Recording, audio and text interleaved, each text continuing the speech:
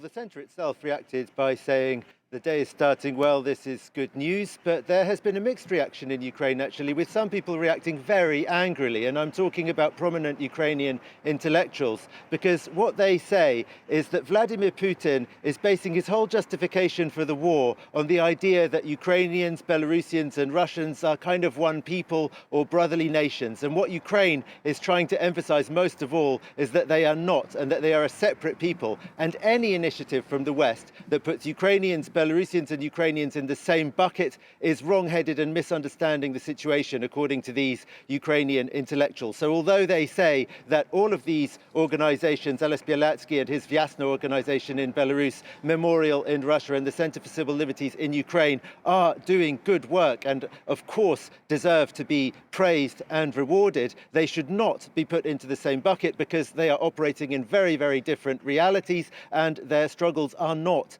the same struggle. And there's a great anger against this equivalence, causing some people to even call for the Center for Civil Liberties to reject the prize. There have been some other voices, though,